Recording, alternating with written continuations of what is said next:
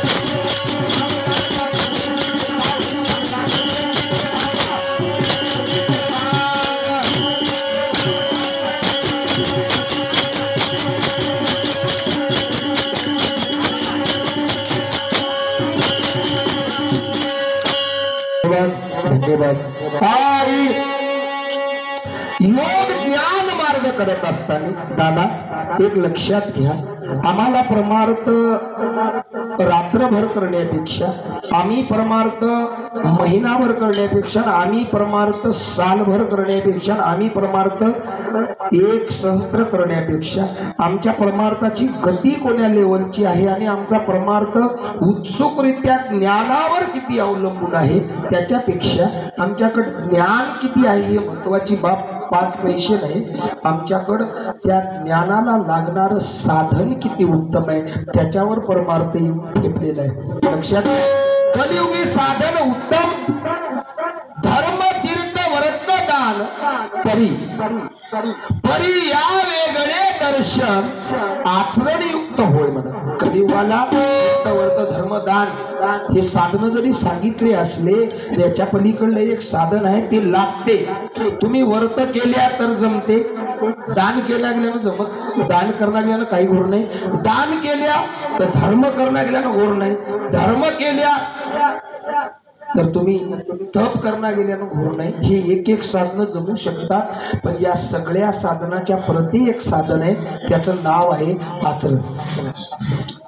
हे सगळं एक सोडलं एक धरलं, एक सोडलं एक धरलं तर जमू शकते, पण आचरणयुक्त साधन जर नसेल आणि हे 4ही साधनं आम्ही कडला नेऊन जरी तंतोतंत सोडले तरी आम्हाला एकही साधनाची प्राप्ती होत नाही। आणि आमच्या भगवंत भजनामध्ये केलेल्या 50 वर्षाच्या भजन सेवेमध्ये एकही तीळ मात्र नशे पुण्य तया थाई आणि ते कुठं आणि जो प्रसन्न दयासी परगोसाई ज्ञान अमृत पाजवी तेही तत्क्षणी त्यावेळेला गुरु महाराज प्रसन्न हो, पांडुरंग परमात्मा प्रसन्न हो, श्रीकृष्ण भगवंत प्रसन्न हो आणि कोणी ज्या ज्या देवाची भक्ती करते तो देव तुम्हाला प्रसन्न हो.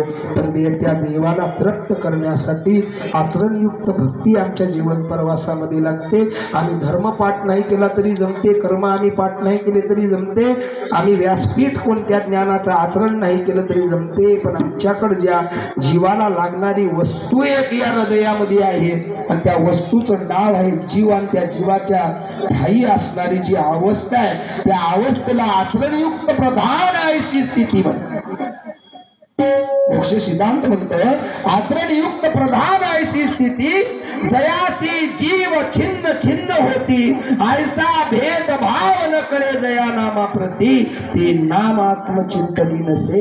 म्हणून आमच्या जीवाला क्रिया करत असताना अनादी सिद्ध असणारा भगवंत तुमच्या मनानं निवडलेला देव तोही त्या स्थळाला नेऊ शकतो जो तो तिथं आहे आणि आमच्या मनाला निवडलेला देव तेही नेऊ शकतो. देव म्हणजे काय असे वाटले नाही आणि देव म्हणजे असे काय फार माझ्या आणि तुमचे नाही. देवाला जात नसते, धर्म नसते, देवाचा एकच धर्म आहे. या जगामध्ये एकच देव आहे, नाना प्रकारे देवा. बघा एकच आई राहते, एका आईला कोणी आई म्हणते, एका आईला कोणी मुलगी म्हणते, एकाच आईला कोणी बायको पत्नी म्हणते, त्याच आईला कोणी. बघा तुम्ही एकच आई आहे पण हका मारण्याचे प्रकार अलग.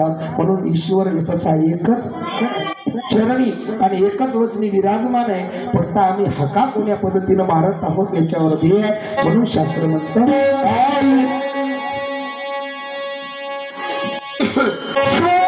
संस्कार देवा तिथे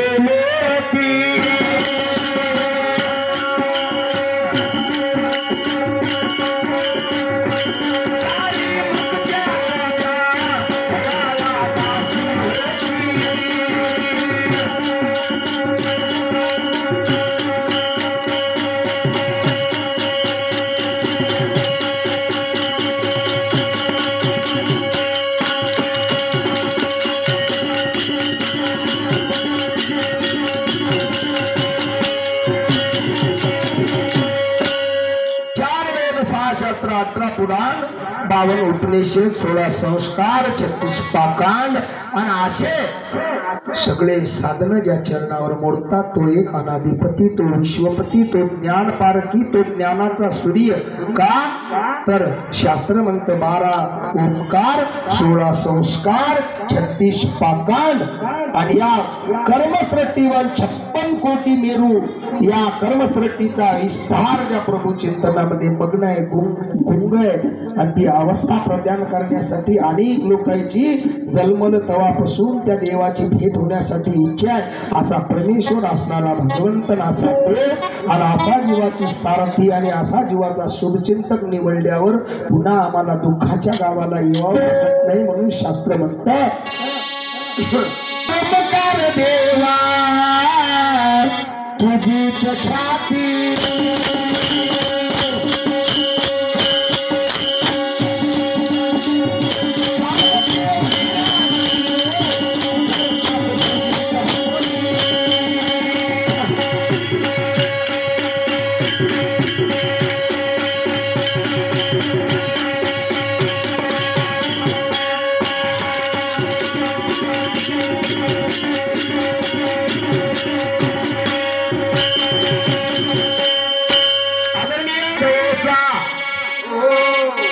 सागर कृपेचा, तो पूर्ण दयेचा न सागर कृपेचा असा नादिसिद्ध देव,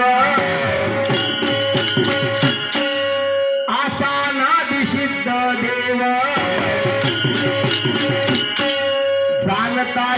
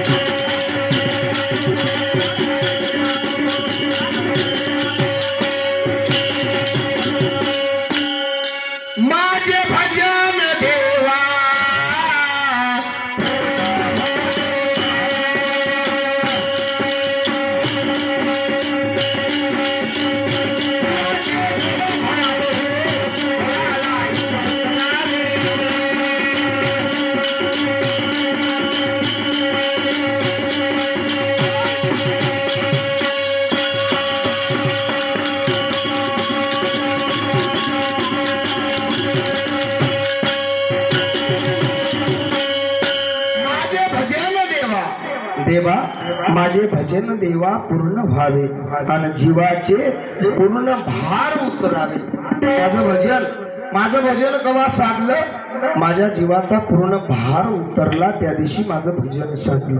मग ते 50 वर्षाचं असेल भजन, 80 वर्षाचा असेल, 10 वर्षाचा असेल, 5 वर्षाचा असेल, अथवा एका दिलेल्या अष्टपाऱ्याचं भजन असेल, माझं भजन कवा साधलं, प्रभू भक्ती कवा साधली दादा. आपण म्हणता देवाची भक्ती कवा साधली आणि आम्हाला देव कवा प्रसन्न झाला हे जर कळायचं असेल तर त्याला सुंदर प्रकारे शास्त्र म्हणतं, ऐसी नीती ठेवी वेड्या ज्याने प्रभू चिंतन घडे, निघून जातील प्रपंचाचे असले बिनकामी हे कोडे, अनायसी भक्ती ठेवी आम्हाला उपलब्ध करायचे की प्रपंच नावामध्ये पडणारे कोडे, प्रपंच नावाच्या पदार्थामध्ये लागणारा आम्हाला योग, प्रपंच नावाच्या अष्टांग योग साधनेवर ज्या आम्हाला करावं लागलेल्या क्रिया आमच्या या निष्पाप आणि निष्कलंक क्रिया असल्या पाहिजे. त्या दिवशी आमची भक्ती फळाला येते. आणि आम्ही अशी भक्ती करत असताना आमचे आता 100 वर्ष आयुष्य, 1000 वर्ष म्हणण्याची गरज नाही. आमच्या 100 वर्षामध्ये आमचे 70-80 वर्ष जरी अशी अज्ञान भक्तीत उतरले तरी आमच्या जीवाच्या पदरामध्ये एका तिकीच्या दाण्या एवढं सुद्धा पुण्य नाही दादा. याच्यामध्ये पुण्य फळाशी येऊ शकत नाही, मिळत नाही. आम्हाला ते कळत नाही. हे आमच्या जीवाचं दुर्भाग्य आहे आणि आमच्या जीवाची स्थिती तशी आहे. म्हणून या समयी उपस्थित असणारी व्यक्ती कुमारी कल्याणी मंगेशरावजी पाटील गाडे बोरशेकर या बालिकेकडून 51 रुपयाची भेट आहे. कुमारी आराध्या गजानन पाटील ढगे घुंगरालेकर या बालिकेकडून 51 रुपयाची भेट आहे. हनुमान मंदिर तोरणा यूट्यूब चॅनलचे मालक दत्तभक्त परायण आदरणीय अवधूतराव व्यंकटरावजी पाटील हिवराळे तोरणेकर या सज्जनाची या समयी उपस्थिती आहे. आणि या पवित्र नामधारकाकडून भजनी मंडळासाठी 101 रुपयाची भेट आहे. आपण पाठवलेल्या भेटीबद्दल धन्यवाद. पण आपण या समयी उपस्थित आहात आणि आपण एक दत्तभक्त आहात. आपल्या पवित्र चरणावर संपूर्ण माझ्या भजनी मंडळाच्या वतीने नतमस्तक होतो. पाठवलेल्या भेटीबद्दल धन्यवाद धन्यवाद धन्यवाद. तर अशा स्थितीला लागणारा योग आहे दादा. अर्ध्या घंट्याचं भजन आमच्या जीवाला निर्मळ करत असेल तर 60 वर्षाच्या भजनाची बरोबरी करते, हे तितकंच सत्य आहे. अर्ध्या तासाचं भजन आमच्या जीवाला निर्मळ करून अवस्था प्रदान करत असेल तर 60 वर्ष केलेली भक्ती असंच साध्य साधन ठराविक होऊ शकते. त्याच योगाप्रमाणे देव भजत असताना ज्याच्या हृदयामध्ये जो देव निवडलाय, कोणताही देव कमी लहान मोठा असं काहीच नसते. ज्या ज्या पदाला बसवण्यात आले आणि जी जी क्रिया त्या ज्या देवाकडे सोपवली त्या योगाप्रमाणे हा मार्ग आहे. आणि आम्हाला अनादी आणि आम्हाला शेवटचं स्टेशन आणि शेवटचा मुक्काम ठरवायचा असेल तर आम्हाला या सगळ्यापासून जाऊ भेटी घेऊ आम्हाला त्या अनादी सिद्धाच्या मांडीवर जावं लागतं. आणि हे त्रिवार सत्य आहे शास्त्राच्या नियमाप्रमाणे. म्हणून तुमच्या आमच्या जीवनातलं भजन कसं असावं त्याला प्रसादबन महाराज म्हणतात, आई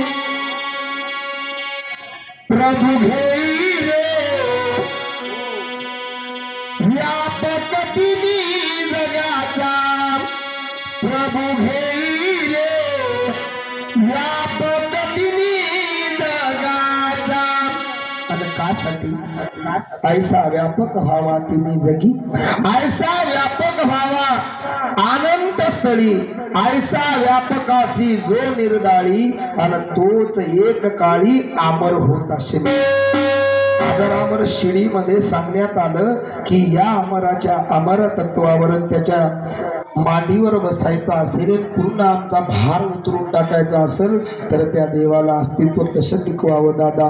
म्हणून म्हणते आई 12 ओमकार देवा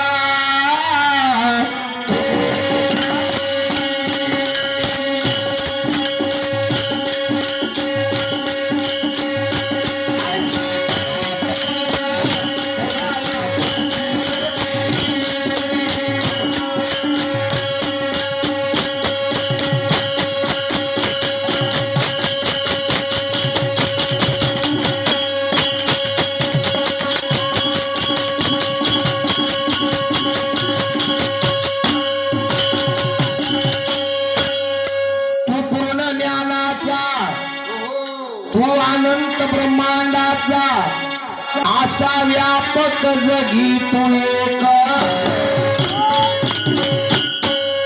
तू पूर्ण ज्ञानाचा अनंत ब्रह्मांडाचा असा व्यापक जगी तू एक,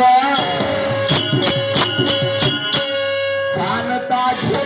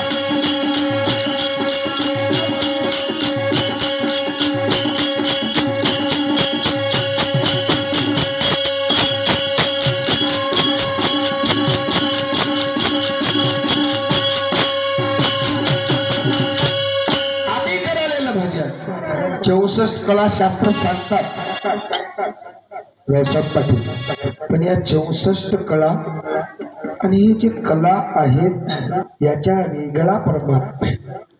आम्ही करालेली कला, वाजवालेला हातानं टाळ, घेयालेलं तोंडानं नाम, ऐकालेलं कर्णकुटीनं भगवंताचं सुमरण, वाजवालेली हातानं पेटी, चलालेले देवाच्या नावानं पायी, हो वरदालेलं देवाच्या नावाचं नरड, मस्तक ज्यानं साठवले 10, 5, 50, 100 प्रमाण ते मस्तक, हे काही उपयोगाला येत नाही जोपर्यंत याच्यामध्ये चित्त ब्रह्म अवस्था उत्पन्न होत नाही. जीवाला जोपर्यंत नामाचं छिद्र पडत नाही, या जीवाला नामाचं भोकाड, या जीवाला जोपर्यंत नामाचं छिद्र पडत नाही, या अवस्था एकही अवस्था ईश्वराला प्रदान होत नाही. ज्या दिवशी जीव रंगला, जीव रंगला, जीव रंगला सद्गुरु सेवे ठाई आणि तोच अनुभव येई ज्ञानी अशी म्हणत. जीव त्याच्या स्मरणात रंगत नाही, जीवाला छिद्र पडत नाही, तोपर्यंत आमची भक्ती ही बरी पावन तत्वेला पावन होत नाही. म्हणून गुरु महाराजाचं शास्त्र म्हणतं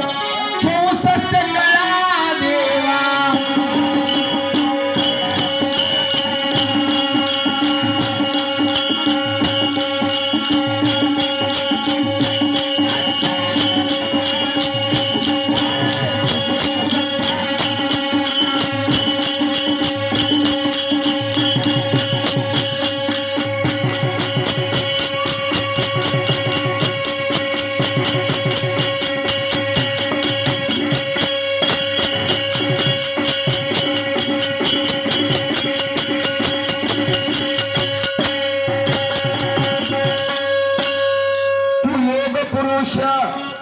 तो ज्ञान पुरुष आसा परात्पर तू राव,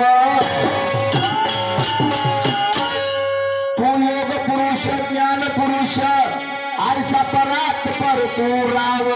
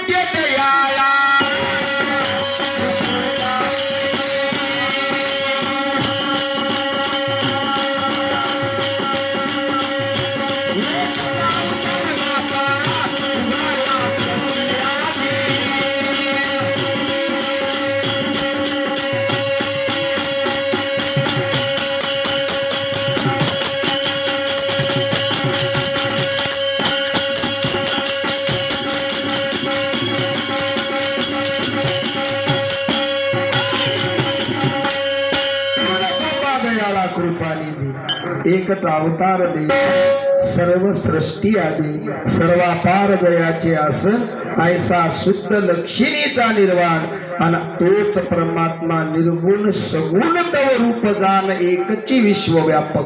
जगदीशाच्या पायावर, जीवधारकाच्या पायावर, जीवचिंतकाच्या पायावर, शुभचिंतकाच्या पायावर माता ठेवणं जीवाचं आद्य कर्तव्य आहे. आणि त्या आद्य कर्तव्यानं जीवाला गतिपूर्ण प्राप्त होते. जीवतारकाच्या पायावर मस्तक टेकवल्याशिवाय ज्ञानाची प्राप्ती होत नाही, जीवाचा बळ निघत नाही, जीवाला पूर्णत्व गावाचं असणारं हे धोरण कळत नाही, त्या गावचा सांगण्याचा अर्थ, त्या गावचा रस्ता कळत नाही. आणि त्या गावाला जात असतायचं असेल आणि त्या गावाचं पीठ गाठवायचं असेल तर जीवतारकाच्या पायी आधी नतमस्तक व्हावी. कासाठी तर पूर्ण क्रिया आई